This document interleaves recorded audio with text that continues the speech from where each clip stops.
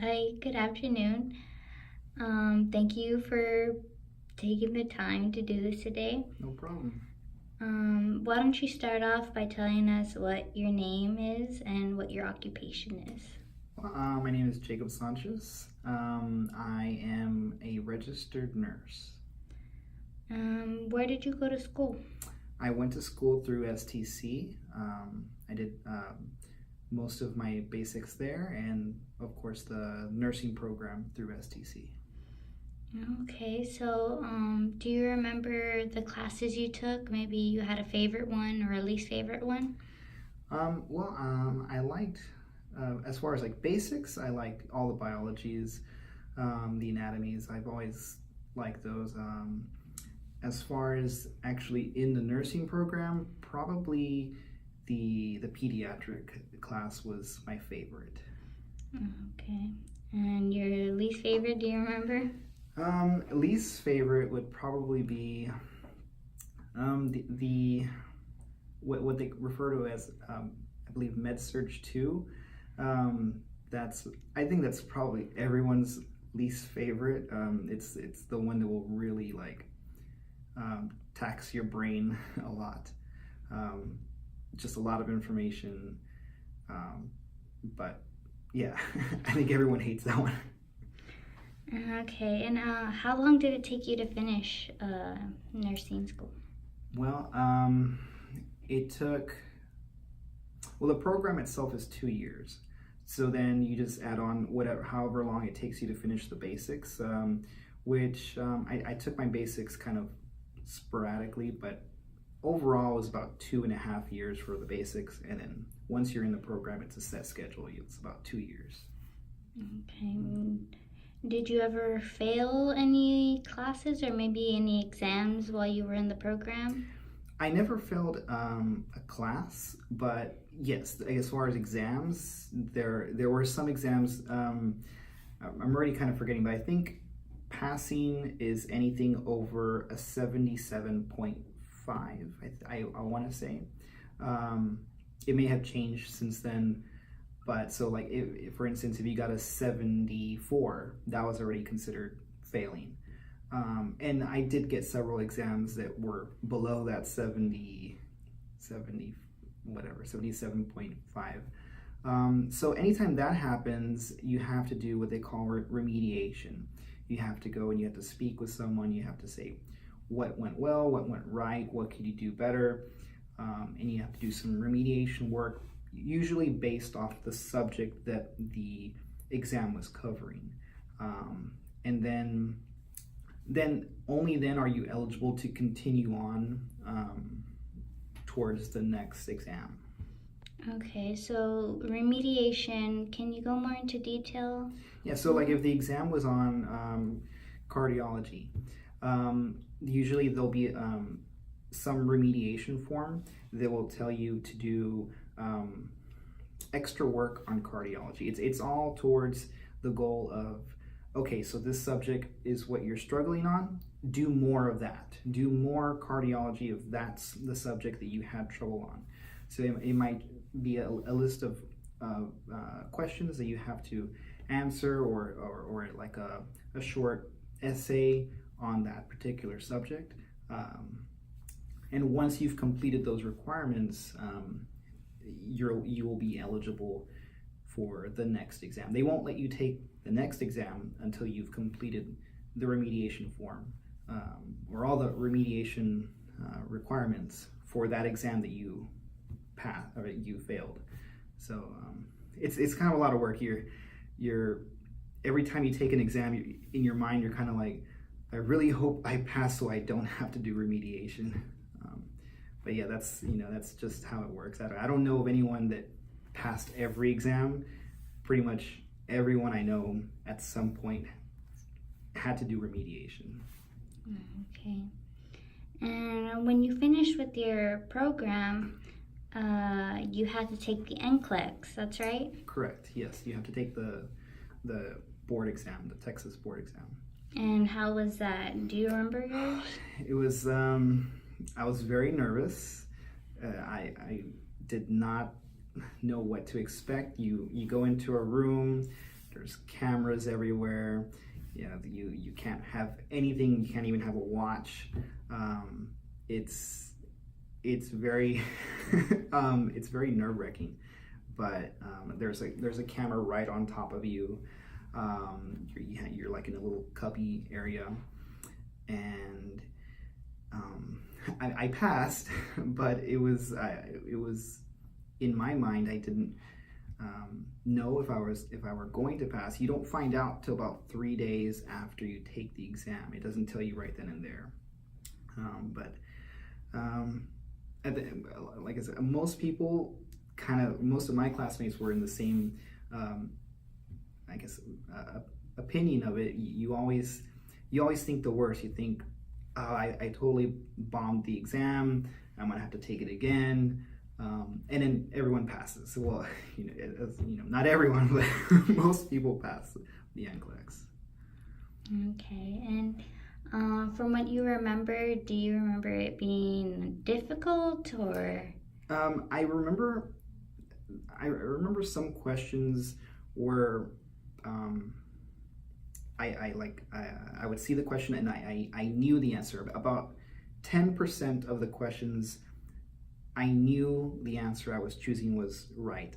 The other 90% of the questions, it was an educated guess. There's always the way it's set up is that every question is correct. So there's not really one obvious wrong answer, maybe occasionally, but every single answer choice is going to be correct towards the question. It's choosing the best answer. So like I said, maybe like 10% of the questions I knew, okay, this is the answer. The rest was like, I think this is the best answer. So that's why you're never really confident until you find out, hey, you passed, or hey, you failed. But yeah, it was challenging. Okay, well, with that being said, how did you feel when you figured out that you passed? Yeah, so 3 days later, you see that you passed, and then you go and you go onto the Texas Board of Nursing and you type in your name and you see that your name is on the register of nurses. That's like the greatest feeling, like just to see that your name is there.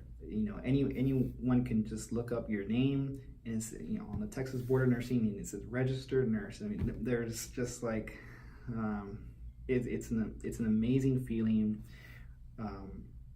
when you recall everything you went through to get to that point. It's really awesome. All right, so after the exam, you obviously found work, and so where do you work now? Yeah, actually, even before I graduated, there was already like headhunters for different hospitals looking for potential new nurses. So one of those was South Texas Health Systems, and since I was already thinking that pediatrics was the area I wanted to work with, I went with the pediatric directors and spoke with them, and once I passed my exam, I spoke with them again. They already remembered me, and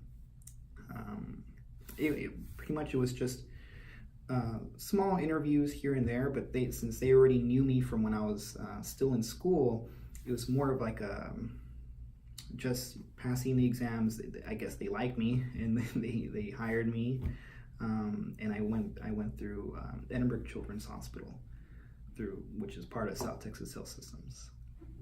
Okay, so that's why you chose so pediatrics. Why pediatrics? Well, throughout the nursing program, they take you through different subjects like mental health, nursing home, nursing. It's mainly teaching you or showing you the adult side of nursing. There's only a small portion that's pediatrics or the OB part. And the nursing home really wasn't for me. Doing that nursing home rotation, I have a lot of respect for nurses that do that, but it's just not for me.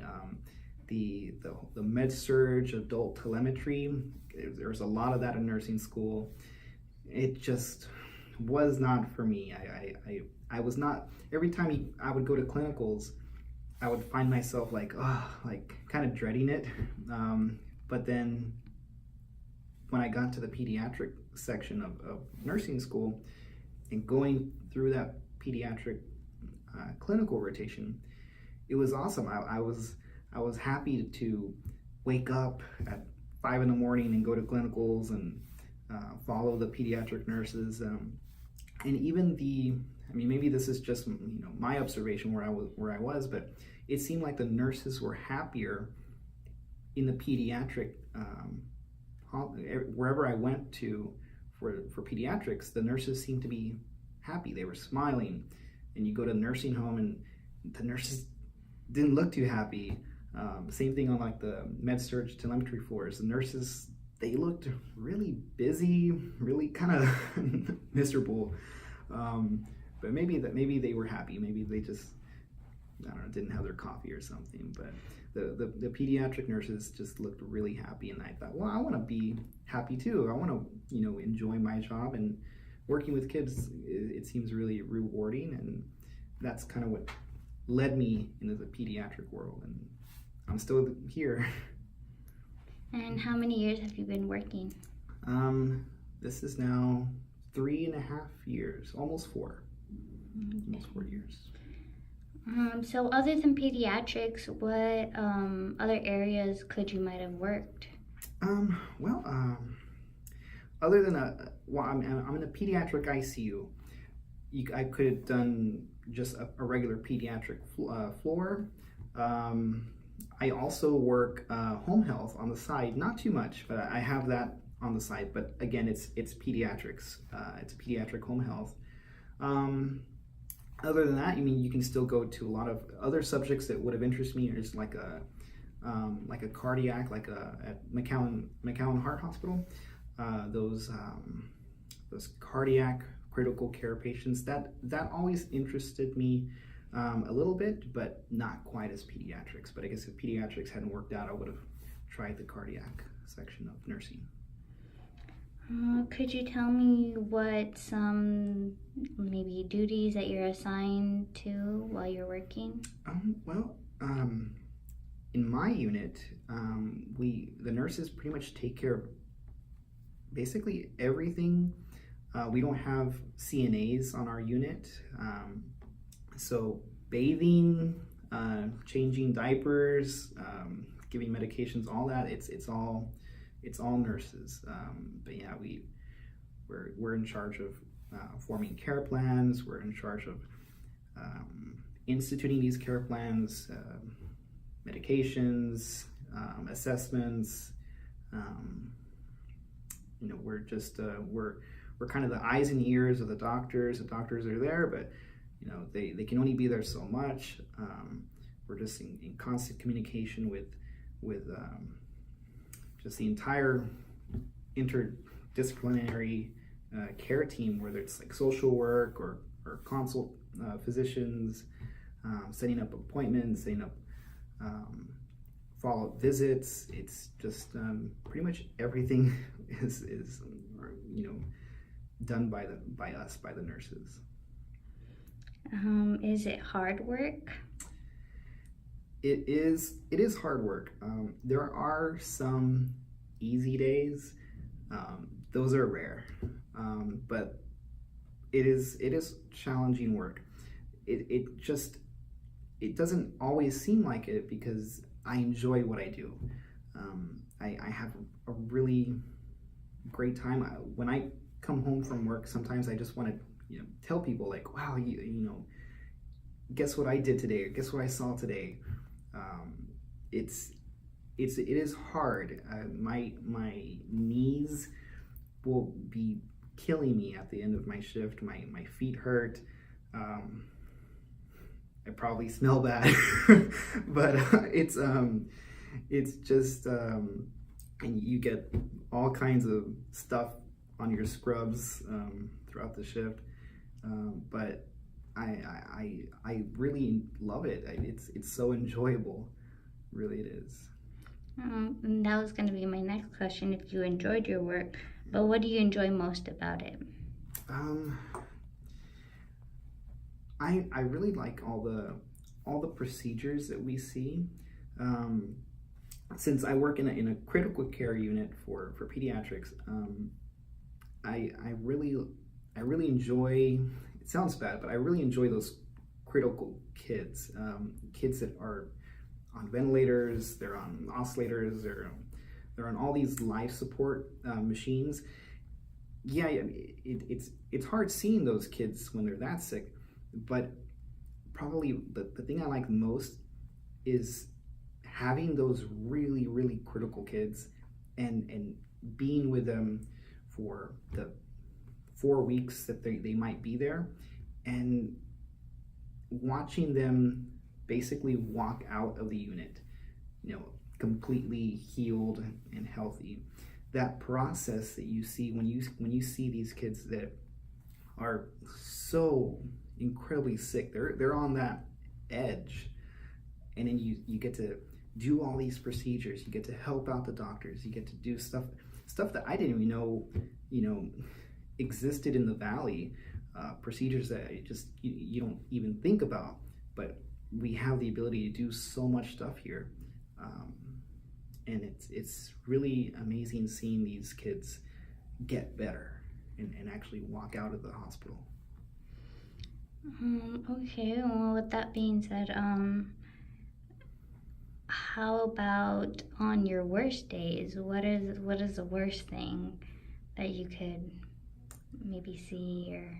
Um, well, worst days can be just where um, you start off wrong. You just you either maybe it's a patient's family that are upset that they're even in the hospital. Maybe they you know, a lot of, you know, no one wants to be in the hospital, so it could be a family member or a family that's just getting after you, acting out just because they don't want to be there, and you have to kind of keep your cool, right? It could be a doctor that is just really upset, and you know, just you know, letting you have it as a nurse. That happens, and that's, again, you have to kind of just have to take it. You have to keep your cool. It could be that you make a mistake here. For whatever reason, maybe you should have prioritized something, but you did something else instead, and now you're like thinking, oh, I should have done this before I do that, and it kind of sets you off on the wrong path for the next 12 hours. Or it could be like a patient that starts crashing on you. It could be you know, we get patients that just they do you know, it is a hospital, it's a ICU, and not everybody is going to make it out alive. There are patients, these are children, there are children that don't make it, and that's something the nurses have to we have to bear that knowledge and that responsibility, that it's not everyone makes it. That can be very hard sometimes. Okay, well, one last question. What is some advice you can give those who are trying to pursue the same career? Well, really, I would say some advice I can give. I would say don't give up, because for, you know, in the nursing program, like I mentioned, some of the first things were home health. I mean, actually, sorry, the med surg and the nursing home areas. Those were some of the first places that I went to in the nursing program, and I kind of questioned whether or not I wanted to do that, or if I wanted to be a nurse. I questioned if I was going on the right path, the right career path. But I'm glad I stuck with it, because pediatrics came later. So for anyone pursuing this career, I would say maybe research beforehand what subjects interest them, because it might turn out that they, once you're in the program, you might feel a little discouraged if you're not feeling like it's the right career path. But I would say stick it out. Do your research first, but try to stick it out. Study a lot. Make as much time to study. It's so important. You have to go to school all day, take an hour, 2 hours break, and then study the rest of the day. That's at least that's how I did it. And yeah, it's just a lot of studying. All right. Well, thank you for your time. No problem.